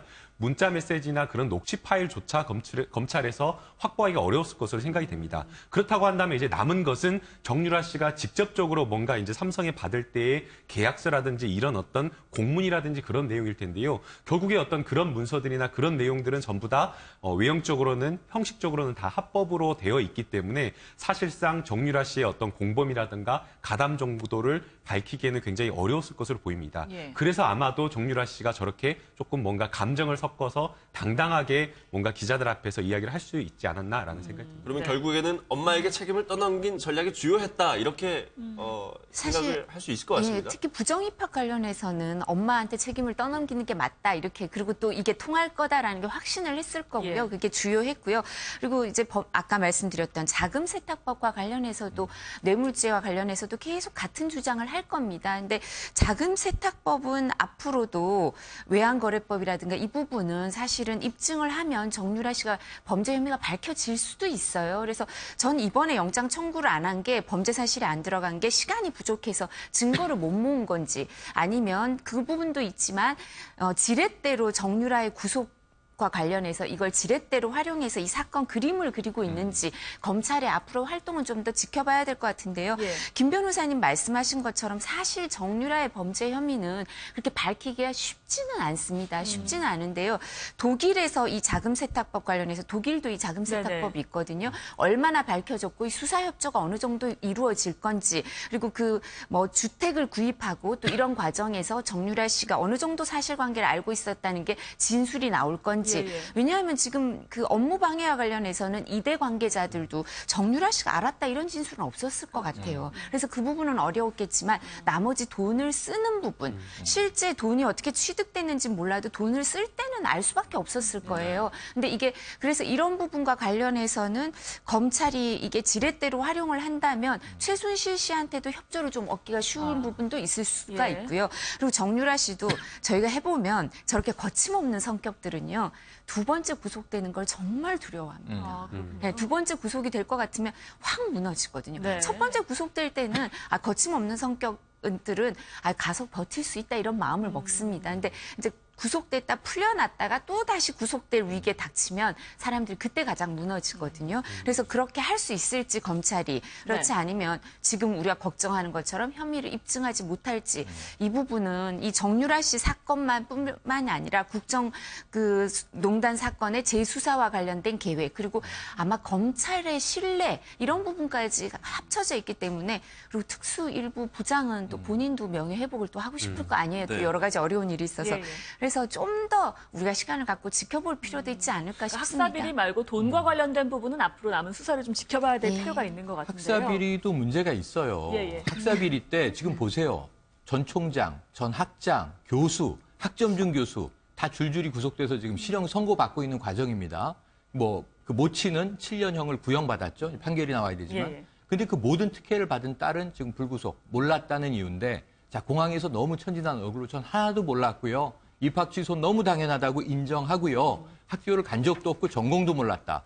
근데 우리가 아는 사실이 있어요. 정유라 몰랐다고 하는데 정유라는 중국에 수업 때문에 갑니다. 디자인 관련 수업이에요. 우리가 아는 게 그 교수가, 강사분이 새벽에 공항으로 모시러 갑니다. 정유라 학생을. 학생들은 다 이대 학생들은 모여서 그 클래스에서 같이 단체로 비행기를 타고 숙소로 간 거잖아요. 정유라가 따라오니까 강사가 모시러 가요. 자, 제가 그 과목에 그 학점을 준 교수입니다. 유라 씨 이렇게 얘기하니까 정유라가 아유 학점 잘 주셔서 고맙습니다. 이렇게 얘기를 해요. 교수가 자 지금 리포트 안 내면 학점 못 드립니다. 그러니까 사진 뚝 찍어서 보내잖아요. 행동을 했어요. 정유라가. 한 번도 학교를 가지 않았다. 이 거짓말이잖아요. 전공을 몰랐다? 거짓말이에요. 어떤 수업을 들었는지 자기는 아는 과목들도 있어요. 물론 모르는 과목도 있겠지만. 근데 이것에 대해서 지금 48시간이 부족했다? 그런데 왜 그럼 국적기에 타자마자 11시간을 날려버리고 긴급 체포를 했을까? 모든 전문가는 인천공항에서 내릴 때 체포할 것이다 했는데 암스테르담에서 오르니까 체포해놓고 그때 무슨 얘기를 다 했어요, 여기서. 아, 이 구속을 확신하고 있기 때문에 11시간 아깝지가 않습니다. 범죄 소명이 확실합니다. 많은 패널들이 그런 얘기를 했었단 말이에요. 근데 이 결과를 보면 국민들에게 뭐라고 설명을 할 겁니까? 전문가들. 그러니까 전 검찰을 우선 1차적으로 비판을 하고 싶고요. 이 결과에 대해서. 그럼 앞으로 정말 우리 이두화 의원님 말씀처럼 정말 보강 수사를 해서 보강으로 이제 구속을 할 것이며 그 정유라를 통해서 뭔가 새로운 것을 더 얻어낼 수 있을 것을 검찰 조직이 확신하는지 저는 오늘 아침에 좀 의구심이 듭니다. 결국 정유라 씨는 많은 내용들을 엄마에게, 최순실 씨에게 미루고 있는 상황인데 조금 전에 이제 새벽 이야기에서도 보셨지만 최순실 씨에 대해서 면회를 갈 것이냐라는 질문에 허락이 된다면 가겠다라고 허락이 안 될 당연히 허락이 안 될 겁니다. 예. 특히나 이제 정유라 씨 같은 경우에는 최순실 씨와 공범 관계에 있고 매우 그 최순실 씨와 관련해서 주요한 어떤 내용이나 이런 진술을 할 수 있는 상황이 있기 때문에 절대 허가는 안 될 것으로 생각합니다. 면회는 불가능하다고 봐야 되겠군요. 허락이 안 되는 게 뭐가 중요하겠습니까? 지금 모녀의 변호인이 같은 분인데요. 알겠습니다. 앞으로 사실 이 검찰 수사가 어떻게 진행될지는 모르겠지만 이 의원님께서는 영장이 재청구될 걸로 예상을 하십니까? 사실 영장을 재청구하지 않는다면 국민들이 이 사건과 관련해서 좀 의구심을 가질 수밖에 없을 것 같습니다. 그러니까 이 사건은 사실 국민들이 끝까지 이제 책임을 묻고 싶어 하는 부분이 있잖아요. 그래서 특히 무엇보다도 재산이 만약에 이제 재산 범죄가 일부 있으니까 이게 은닉이 돼 있다면 그 부분도 환수해서 국고에서 이걸 환수해야 되는 게 아닌가 이런 부분도 관심이 많을 수밖에 없거든요. 그렇다면 이와 관련해서 최순실 씨가 한국에 먼저 들어올 때 사실 정유라 씨한테는 일정 부분 돈과 관련된 얘기를 해주고 왔겠죠. 자기가 어떻게 될지도 모르고. 그다음에 본인은 생각해보면 최순실 씨 입장에서는 그 뭐 구속 이런 걸 떠나서도 상속인이 정유라 씨밖에 없어요. 이혼한 상태고 이러면 자녀도 하나밖에 없으니까. 그래서 돈 문제를 성인이 되고 아이도 있는 그 정유라 씨한테 하나도 얘기를 안 했을까요? 자기가 어떻게 될지도 모르고. 그렇다면 이 부분에 대해서 분명히 얘기를 했을 거고 일정 부분 그 시간이 지나고 나서는 이 정유라 씨가 범죄 수익인지 알면서 이 돈을 관리하거나 이 돈을 쓰는 데 있어서 관여를 했을 수밖에 없습니다. 생활비를 지금 구금 기간뿐만 아니라 그 도피 일정 부분 엄마가 이렇게 돌아오고 나서는 그게 범죄 수익이라는 걸 알 수밖에 없잖아요. 그러니까 이 부분은 검찰이 꼭 밝혀내야 되는 게 아닌가 싶습니다. 검찰이 보강 수사를 통해서 며칠 안에 다시 영장을 재청구를 할지 좀 지켜봐야겠습니다. 다음 이슈로 좀 넘어가서 또 얘기를 나눠보겠습니다. 어제 김상조 공정위원장의 후보자의 청문회가 있었는데요. 야당 의원들이 총공세를 펼쳤지만 또 일각에서는 결정적인 한 방은 또 없었다 이런 이야기들도 있습니다. 이야기를 나눌 텐데 관련된 영상 보시고 다시 돌아오겠습니다. 당시의 음마 아파트는 재개발 광풍이 불었었던 그런 때입니다. 이 위장 전입을 오시는 그런 분들이 상당히 많았습니다. 부동산 투기 목적으로요. 이른바 재벌 저격수인 제가 당시에 대치동의 음마 아파트에 살았던 거에 대해서 참 의문을 많이 가졌었습니다. 사실 말씀드리지 않으려고 했는데요. 제가 영국의 안식년을 가져온 다음에 제 처가 길거리에서 쓰러졌습니다. 병원에서 진단을 받으니까 대장암 2기 말이라는 진단을 받았고요. 수술을 받고 1년간의 항암 치료를 하더라도 5년 생존율이 반반이라는 의사의 진단을 받았습니다. 그때 그 수술을 하던 병원이 강남에 있는 모 대학병원이었습니다. 그 뒤로 제 처의 치료를 위해서 이사를 간 것이 중요한 이유였습니다. 그런 상황이기 때문에. 신고 건수가 지난 3년 만으로 기준으로 139건인데 비해서 누락 건수가 43건 있습니다. 누락률이 23%인데 사실 제가 1년에 아마 뭐 수십 건의 외부 강연이나 토론을 할 텐데 소득 누락이나 탈세의 의도를 가지고 한 것이 아니다라는 것을 좀 양해를 부탁을 드리고 68시간으로만 근로시간이 단축되어도 굉장히 행복할 것 같은데요. 제가는 정말 최근에 와서는 돈 쓸 틈이 없어서 돈을 못 썼다라고 할 수가 있습니다. 원래 901점 이상이 돼야 되는데 900점인데 합격을 시켰습니다. 이것은 첫 번째 명백한 잘못입니다. 제 처가 지금 근무했던 그 학교에 취업하기 이전에 경기도 교육청이 실시한 시험에 합격해서 네, 초등학교에서 역시 같은 업무를 수행한 바가 있었던 걸로 알고 있습니다.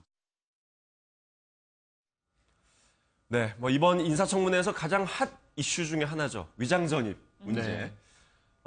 이 문제에 대해서 이 김상조 후보자는 처의 수술 문제를 거론을 했습니다. 네. 교수님, 이 부분 어떻게 잘 해명이 됐다고 보십니까? 이게 뭐 해명이 된 수준을 넘어서서 개인사의 아픔이 있구나. 예를 들면은 배우자가 아파서 지금 이 얘기에 좀 가슴이 울리는 거거든요. 5년 이내 생존율이 반반이었다 당시에. 그럼 5년 이상을 살 수 있을 가능성이 50대 50이었다. 수술하고 병원 치료하고. 그래서 이제 강남에 있는 특정 대학병원을 다니기 위해서 부득이 이제 가족들은 모든 생계를 다 뭐 정리하고 이제 이사 가서 수발을 드는 상황 아닙니까? 그럼 저런 대목이 사실이라면, 저게 거짓이라면 저건 굉장한 이제 기만이 되겠지만 네. 저게 사실이라면 저기에는 누구도 납득해주지 않을 또 상황이 없잖아요. 그래서 그런 대목에서는 그럼 위장 전입이 아니었던 것이구나. 하고 위장 전입이 두 건이에요. 97년, 2004년. 2004년은 예일대로 가족이 다 떠났을 때예요. 근데 97년 얘기를 하고 있는 건데 그러면 상당히 좀 이거는 뭐 대부분은 해명이 됐다고 봐야 할 것 같습니다. 이제 음마 아파트 같은 경우에는 이제 그 병원을 가기 위해서였다라고 해명을 하고 있는데요. 네. 실제 그 음마 아파트와 병원 간의 그 거리를 보니까 한 2.1km 정도 돼가지고 차로 한 3분 빠르면 이제 3분, 뭐 신호가 걸린다 한 5분 정도 걸린대요. 그러니까 아마도 그런 어떤 거리상의 이점을 좀 살리기 위해서 움직였던 것으로 이사를 했던 것으로 생각이 되고요. 그리고 또 기본적으로 위장 전입이라고 하는 것은 실제 거주를 하지 않고 허위로 주소지만 신고를 하는 경우에 위장 전입이 성립이 되는데 지금 이제 김상조 후보자 같은 경우에는 음마 아파트에 실제 살았기 때문에 거죠. 이건 위장 전입 자체가 안 된다고 봐야 됩니다. 네, 그래요. 대부분 이 김상조 후보의 지금 위장 전입은 그래도 아주 그 악질적인 위장 전입은 아니었다. 이런 평가들을 많이 하시는 것 같은데 부동산 문제 같이 나올 때 이 다운 계약서 문제가 또 같이 나오고 있습니다.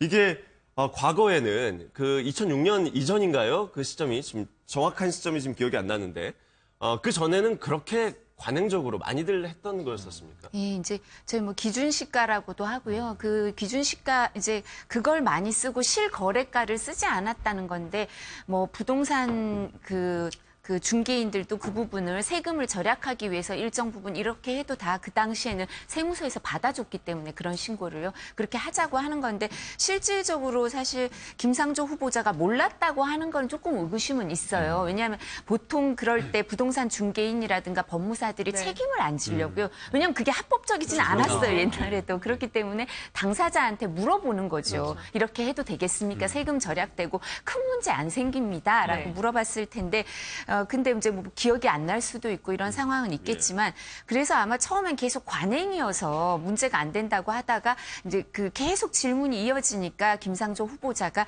사실 송구하다는 표현을 썼어요. 나중에 사과를 하게 됐는데 그래서 이제 이 부분은 뭐 그 당시에는 그런 사례도 많았고 또 이런 사례가 반복적이고 그죠? 이제 김상조 후보자가 여러 아파트를 뭐 여러 부동산을 반복적으로 했다든가 금액이 아주 과다해서 차익을 많이 얻었다든가 이러면 좀 문제가 또 심각해졌을 텐데요. 특히 또 그게 대치동의 음마 아파트였으면 더 심각했겠죠. 그랬죠. 그 당시에 네. 재개발 열풍이라든가 이런 게 있었으니까. 근데 음마 아파트는 지금 앞에서 설명하신 대로 어떤 부인의 병치료 그리고 또 음마 아파트는 전세를 살았던 거죠. 맞아요. 소유권을 취득했던 네. 것도 아니고 목동이랑 그 청담동 아파트를 봤을 때 이게 부동산 투기로 보긴 조금 어렵지 않나. 그러니까 다운 계약서를 일정 부분 쓴 건 인정이 되지만 그래서 뭐 송구하다고 사과를 하고 하니까 다른 사례와 심각하거나 반복되지 않고 뭐 부동산 투기로 보기에는 좀 금액도 차익도 크지 않으니까 이제 사과로 넘어가는 게 아닌가 싶고요.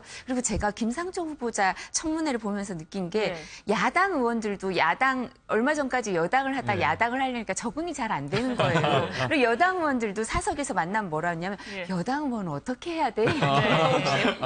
왜냐면 계속 공격하다 그렇죠. 이제 쉴드를 쳐줘야 그렇죠. 되거든요. 10년 만에 사실 여당이 됐기 때문에. 그래서 야당 의원들도 보면 이렇게 그렇게 아주 예봉이 이렇게 정말 어목하게 그렇게 공격을 하는 것 같지 않은 면이 있고요. 그리고 또 하나 이유가 재벌 저격수로 유명하시잖아요. 그렇기 때문에 뭐 재산이 과다한 것도 아니고 아주 심각한 것도 아니까 이렇게 김상조 후보자를 너무 공격하면 내가 재벌 편을 든다는 얘기를 들을까 특히 보수 정당이니까. 그러니까 조금 더 공격이 무뎌지는 게 아닌가 싶기도 합니다. 그래서인가요? 굉장히 생각보다 의혹의 가지수는 많았잖아요. 그런데 그거예요. 뭐 해명은 잘 된 것 같다고 선방했다 이런 평가들이 좀 있습니다. 그러니까 18가지 의혹이에요. 굉장히 많죠. 네. 그중에서 주로 야당이 공세를 폈던 건 뭐냐면 아까 말씀하신 대로 결정적인 한 방은 없는데 자, 이 대통령이 후보 시절 얘기했던 5가지 원천 배제하겠다고 하는 비리에 4가지나 걸렸다. 자, 위장 전입 기본으로 걸렸고요. 이게 좀 괘씸죄가 만들어진 겁니다. 이낙연 총리 후보도 본인의 위장 전입은 청문회 첫날 인정을 했는데 따져보니 별건 아니에요. 89년에 있었던 일이고. 그런데 다른 후보들도 줄줄이 위장 전입이 다 걸리다 보니까 이 문제가 있네 해서 이제 좀 브레이크가 강하게 제동이 됐는데 총리는 이제 임명이 됐죠. 그리고 이제 김상조 후보자는 특히 공정거래위원장 후보인데 좀 불공정위원장 아닙니까? 이런 얘기도 어제 나왔어요. 그런데 하나하나 해명이 되는 걸 보니까 가지수는 많았는데 별로 잡을 게 없는 거예요. 그런데 이제 5대 비리에 4가지나 걸리는 인물을 어떻게 임명합니까?인데 어제 제가 좀 인상 깊게 봤던 건 뭐냐면 청문준비위를 하면은 이제 정부 기관이 해당 기관이 다 백업을 해줍니다. 그러면서 직원들이 뒤에서 또 이런 답변하십시오라고 쪽지 주는 경우도 우리가 많이 보고 요새는 또 카톡 문자로 보내고 그러는데 어제 제가 보기에는 김상조 후보 본인이 거의 모든 문제를 다 해결해냈어요. 또 하나는 야당이 이런 이제 질타를 했었어요. 자료 왜 제대로 안 내느냐? 자료 미비하게 낸 거 수상한 거 아니야? 이건데 건수를 어제 밝히더군요. 600건 요청을 받았는데 46건을 못 냈습니다. 그럼 자료를 90% 이상 낸 거예요. 이건 후보로 굉장히 많이 자료를 증빙한 거거든요. 뭐 이 구할 수 없는 자료는 할 수 없고 빼고 거의 다 냈습니다를 또 스스로 이렇게 증명을 해내니까 이 부분에 있어서는 청문위원들은 여러 가지 공격을 했지만 결국은 골키퍼가 강했구나 하는 생각이 듭니다. 지금 저희 자막에도 나가지만 결정타가 없다. 그러니까 결정적인 한 방이 없었다라는 표현이 많이 나오는데 한 방이 없었던 겁니까? 아니면 좀 못했던 거라고 보십니까? 둘 다가 아닌가 싶어요. 제가 아까 말씀드렸던 것처럼 오히려 그 보수 정당이 야당이기 때문에 재벌 저격수란 별명이 붙은 그 김상조 후보에 대해서 그리고 재벌 개혁을 하겠다고 지금 뭐 재벌 해체라는 거는 있을 수 없지만 재벌 개혁을 일정 부분 5대 기업 중심으로 해보겠다 이렇게 얘기를 하니까 좀 주춤해지는 게 있죠. 이렇게 국회의원들이 주춤해지는 것도 있고 또 뿐만 아니라 결정적인 것도 없지 않았나 싶은 게요. 이제 부동산 투기나 이런 게 제일 문제가 됐을 텐데 그런 걸 봤을 때 재산 증식의 문제 이런 게 청담동 아파트가 제일 문제가 됐겠죠 보면. 근데 청담동 아파트도 김상조 후보자가 얘기한 것처럼 실제로 기자들이 이제 보수 언론에서 취재를 해보니까 그거 정말 그늘지고 그리고 지금도 시가가 많이 오르지 않았고 뭐 이런 부분이 해명이 되니까 그거 갖고 또 부동산 투기라고 하기는 어렵구나. 그리고 논문 관련해서도 이제 자기 논문을 인용하고 이런 부분에 있어서 그러니까 다른 뭐 논문을 표절했다거나 이런 게 아니라 그 인용의 문제 이러니까 또 그것도 어렵고 그리고 또 그 부인의 아마 그 취업 특혜 이 부분이 좀 애매했던 것 같은데 그 부분도 사실 좀 애매했던 거 아닌가 싶습니다. 왜냐하면 그 수익을 얻는 게 뭐 아주 과다하지도 않고 또 그리고 한 번 2017년에 이제 다 끝나고 퇴직금까지 수령했는데 다시 학교에서 요청했다는 거 보면 또 이게 인기가 별로 없어서 또 이렇게 했나 이렇게 그런 생각도 들고 또 그러니까 이 부분에 대해서 야당 의원들이 부인의 취업 특혜와 관련해서는 그렇게 명확한 거를 못 찾아낸 게 아닌가 싶고요. 또 그 미국에 유학 갔을 때 스폰서십이 있네 없네 이런 것도 네. 좀 더 준비가 갖추어져서 명확한 얘기가 있지 않고 그냥 계속 스폰서십이 있었던 거 아니냐 의혹만 있지 사실 학비를 우리 석자 교수처럼 그런 게 아닌 것 같은데 그 부분에 대해서 명확하게 또 자료를 갖고 공격한 건 아니었던 것 같아서 김상조 후보자가 차분한 성격이신 것 네. 같아요. 그러니까 해명을 잘 하는 걸로 비춰져서 예. 그렇게 큰 문제가 없어 보인다. 그러니까 여러 가지 의혹은 있었지만 결정적으로 공직 수행을 할 정도로 청렴도나 어떤 문제가 있다고 보기는 좀 예. 어렵지 않았나 싶습니다. 그 취업 특혜 같은 경우는 뭐 대선 기간 동안에도 또 안철수 후보 같은 경우도 취업 특혜 의혹에 많이 시달렸었잖아요. 공격을 받았었고요. 네. 지금 김상조 후보자에게 그 제기되는 취업 특혜 의혹은 처가 그러니까 점수가 미달됐었다. 토익 네, 점수가. 네. 그것도 어떻게 1점. 공교롭게도 딱 1점이었었어요. 네, 네, 네. 사실 1점이란 숫자는 다들 토익 시험 쳐봐서 아시겠지만 한 문제도 되지 않는 사실 네. 점수잖아요. 저 때는 토플을 쳐서 토익을 안 쳐봤습니다. 죄송합니다. 그때는 더 어려운 시험을 치셨었군요. 네, 그 토익이 더 종합 쪽이 된 거죠. 그래 뭐 지금은 공인 점수는 다 인정되니까. 예. 그런데 901점이 기준인데 900점을 받았다. 다 1점이라도 기준은 기준이에요. 예, 그냥 맞습니다. 우리가 해마다 수능하고 생각해 보세요. 1점 때문에 떨어지는 학생이 그럼요. 전국에 얼마나 예, 많은가. 예. 그래서 기준으로 보면은 1점 미달이어도 미달은 미달이에요. 공격이 맞는데 문제는 뭐냐면 경쟁이 있었으면 이거는 완전히 위법한 일이 되는 겁니다. 예. 근데 단독 응모예요. 그러니까 이제 지금 선생님은 뽑아야겠고 학교가 기준은 정해져 있는데 문제는 1점 모자라는데 다른 후보가 없기 때문에 예. 이 사람이 됐다. 이거 우리가 이제 입시로 치면은 과거에 그 미달 학과거든요. 그래서 TO는 있고 학생은 뽑아야 되는데 기준 점수가 미달이다 그러면 학교가 알아서 그럼 차점자라도 우리 채우겠다 학생을 해서 뽑는 경우는 학교의 결정인 겁니다. 그래서 이게 다른 선생님 후보를 밀어내고 취업이 된 거면 큰일 날 뻔했어요. 그런데 확인을 해보니 미달이었고 네. 응모한 사람이 한 명인데 1점이 모자랐다. 근데 이분이 과거에 학교 선생님을 쭉 하던 분이다. 그럼 무슨 문제가 있겠는가 하고 임용을 했다는 거예요. 그럼 여기서부터는 후보의 문제가 아니라 학교의 재량권이 되는 겁니다. 그래서 이 문제가 그냥 해결돼 버린 거죠. 그러니까 결국에 이 부분에서 이제 가장 핵심적이라고 하는 것은 만약에 이제 이 부분에 김상조 후보자가 본인의 어떤 영향력이나 이런 것들을 행사해가지고 부당하게 채용을 했다라고 한다면 이것은 문제가 될 수 있지만 앞서 이제 최영일 평론가님께서 교수님께서 말씀해주신 대로 이 부분에 있어서는 학교가 재량 영역에 있어서 행사를 한 것이고요. 그다음에 이제 지금 우리가 뭐 공정거래위원장 후보자가 되었기 때문에 김상조 후보자에 대해서 굉장히 많이 이야기를 하고 있는 것이지 김상조 후보자가 뭔가 시민사회 활동이나 이런 것들을 많이 했다고 하더라도 사실상 이 김상조 후보자가 누군지를 모르는 분들이 국민 대다수입니다. 또 특히나 뭐 사회적인 어떤 영향력을 가지고 있었던 분이 아니기 때문에 이 후보자의 부인이 본인의 뭐 남편이 김상조다라고 이야기를 해도 학교에서 학교장은 오히려 그게 누구요라고 이렇게 반문했을 가능성이 높기 때문에 채용 과정에서 어떤 외압이라든가 그런 것들이 없었다라고 한다면 이 부분은 의혹으로 보기에는 좀 어려울 것 같습니다. 그러니까 부당한 영향력을 행사할 정도의 위치였냐 아닌 김상조 거죠. 후보자가. 네. 근데 이제 부당한 영향력을 행사할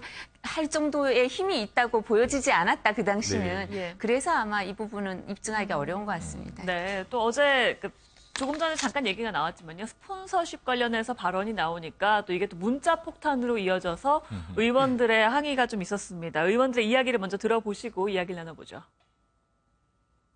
미국 기업 CEO의 추천, 어떻게 보면 이 양반이 스폰서 아닙니까? 제가 이 스폰서의 추천을 통해서 후보자께서 이 프로그램을 다녀왔다. 이렇게 이제 오전에 질의를 하니까 지금 제가 문자 폭탄을 받았어요. 뭐 욕설과 비하, 협박까지 이루어지는 것은 명백하게 또 형사 범죄니까요. 제가 보기엔 그 이유를 생각해야 돼요. 왜 나한테 이 시기에 이렇게 한꺼번에 문자가 몰려올까? 네, 손혜원 의원이 또 SNS에 뭐 사람이 댓글로 죽지는 않는다 뭐 이런 얘기를 하긴 했습니다만 어떻게 보셨습니까? 근데 이제 그 표현은 조금 취지는 알겠는데 네네. 표현은 적절하지 않으신 것 같아요. 이게 사람이 꼭 죽는 것만 범죄가 아니니까요. 그러니까 그건 좀 적절하지 않으신 것 같고 그리고 사실 국회의원들은 감내해야 되는 게 많죠. 이제 저희가 어떤 표현을 쓰냐면 유리 상자 안에서 산다 이런 얘기를 쓰거든요. 요즘은 권력보다도 그렇게 의무가 많고 또 그러니까 이런 부분에 있어서 국민들이 의사 표현을 하면 받아들여야 되죠. 유권자의 표현을. 그리고 본인들도 선거운동할 때는 문자 폭탄을 날리시기도 하거든요. 있거든요.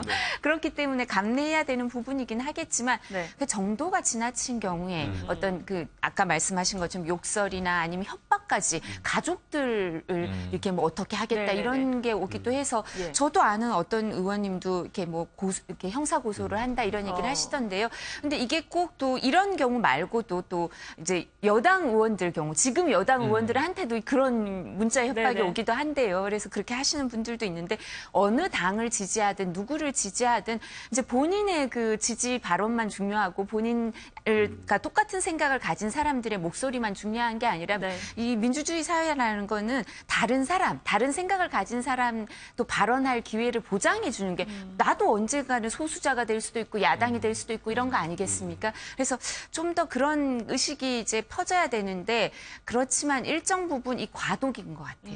그러니까 이 한계를 명확하게 하는 과도기인데 근데 이제 그래서 아마 의원님들도 여야 의원을 막론하고 문제가 될 범죄가 될 것 같이 확실한 경우에는 다 이제는 형사 고소를 하고 권리를 행사하시는 것 같더라고요. 그래서 이거를 좀 이렇게 기준을 좀 명확히 할 때가 되지 않았나 싶습니다. 그래요. 최 교수님도 방송 활동을 많이 하시니까 문자를 많이 받으실 때가 물론 뭐 팬들의 문자도 있겠습니다만 지금 이야기할 때 팬들의 문자는 거의 없고요. 뭔가 좀 저 발언은 나의 마음에 들지 않는다 그러면 저는 뭐 프로필도 인터넷에 공개돼 있고 이메일이라든가 또 뭐 이 포탈에 여러 가지 SNS 계정도 공개돼 있다 보니까 의견들이 종종 와요. 뭐 욕도 있고 비방도 있고 뭐 협박도 있고 한데 웃어 넘기는 수밖에 없어 보이고요. 이런 여론들도 있구나라고 귀 기울여야 되는데 아까 과도기라는 표현이 정확하세요. 왜냐하면 지금 선거가 4년마다 있어요. 국회의원이. 대의제 민주주의인데 국민들은 막 이제 직접 민주주의 하고 싶은 겁니다. 촛불 힘도 받고 그러다 보니까 국회의원이 내 입장을 대변하지 못하고 내 입장과 반대되는 입장을 얘기할 때는 제대로 대변하시오 민의를. 그것은 일부의 민의일 수 있으나 그런 또 분노가 즉각 표출되는 거죠. 이건 또 이제 통신 기술의 발전과도 맞물려 있는데 앞으로 이 대의제 민주주의와 직접 민주주의의 격돌 사이에 어떤 절충적인 해법이 있을지 이건 우리 사회의 큰 숙제입니다. 과거에 이런 판례가 있었습니다. 그러니까 일반 사기업인데 이제 국민들의 감정에 조금 상하는 어떤 그런 행동을 해가지고 집단적으로 전화를 하고 항의 전화하고 그런 것들이 있었거든요. 근데 이제 그것에 대해서 이제 기업에서 이것은 업무방해다라고 해서 이제 전화를 했던 사람들을 골라가지고 고소를 했는데요. 그 고소 이제 피의자들은 이제 수사를 하면서 또 검찰에서 또 한 번 더 걸러가지고 굉장히 반복적이고 악질적으로 뭔가 했던 사람들만 한 26명을 추려서 기소를 했습니다. 그래서 1심에서는 26명이 이제 유죄가 나왔고요. 그다음에 이제 항소심에서는 8명만이 유죄가 나왔고 대법원에 가서는 결국에 딱 1명만 이제 유죄가 나왔는데 그래서 궁금한 게 김 변호사님 그 반복적이고 악질적이라는 게 뭐 그 기준이 어느 정도 되는 겁니까? 내용을 제가 다 확인하지 못해서 그거는 뭐 하기는 어렵지만 굉장히 이제 시간적인 어떤 격차나 이런 것들을 줄여가지고 매일같이 뭐 몇 시간 이렇게 뭐 여러 번 통화를 했던 전화를 했던 사람들만 이제 기소를 했는데 그때 이제 대법원 판례의 내용에 따르면 이렇게 전화를 하는 것은 우리 헌법에서 보장을 하고 있는 표현의 자유에 해당한다. 그리고 이 표현의 자유라고 하는 것은 매우 우리 헌법에서 중요한 어떤 자유이기 때문에 폭력배 보정해줘야 된다라고 얘기를 했고요. 그 다음에 이제 두 번째 이제 뭐라고 얘기를 했냐면 기업에서 적절한 조치를 취해서 이것을 막을 수 있었다라는 겁니다. 그러니까 이제 항의 전화가 계속 오는데 그 항의 전화 오는 것을 콜센터나 이런 것으로 기계적으로 또 분리할 수 있는 거 아니겠습니까?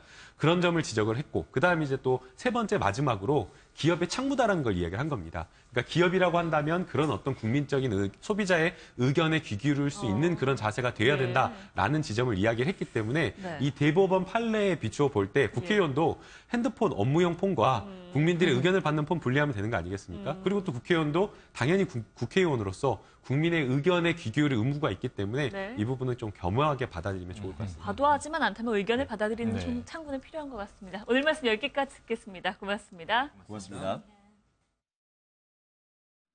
주말인 오늘 서울의 낮 최고 기온이 27도로 예년 이맘때의 초여름 날씨를 보이겠습니다. 네, 기상센터 연결해서 자세한 날씨 알아보겠습니다. 조수연 캐스터 전해주시죠. 네, 6월의 첫 주말인 오늘 나들이 가기 참 좋겠습니다. 전국에 파란 하늘이 드러나겠고 미세먼지 농도도 좋음에서 보통 수준을 나타내겠습니다. 낮 기온은 예년 이맘때와 비슷하겠습니다. 서울이 27도, 대구가 26도로 초여름 날씨를 보이겠습니다. 다만 햇살이 강해서 자외선 지수가 높겠습니다. 오늘 전국의 자외선 지수 높음에서 매우 높음 수준을 보이겠습니다. 또 충북과 남부를 중심으로는 오존 농도도 짙을 것으로 보여 오랜 시간 바깥에 계신다면 주의하셔야겠습니다. 현재 전국에 맑은 하늘이 드러나 있고 공기도 깨끗해 시야가 탁 트여 있습니다. 오늘 전국이 대체로 맑겠지만 강원 동해안에는 낮까지 5mm 미만의 비가 내리겠습니다. 남부지방 맑은 가운데 구름이 조금 지나겠습니다. 오늘 낮 최고 기온은 서울이 27도, 대전이 26도, 창원이 27도까지 오르겠습니다. 내일은 오늘보다 기온이 조금 올라가겠고요. 현충일인 다음 주 화요일 전국에 비가 내린 뒤 낮 기온이 잠시 내려가겠습니다. 날씨였습니다. 뉴스와이드 마치겠습니다. 함께해 주신 여러분 고맙습니다.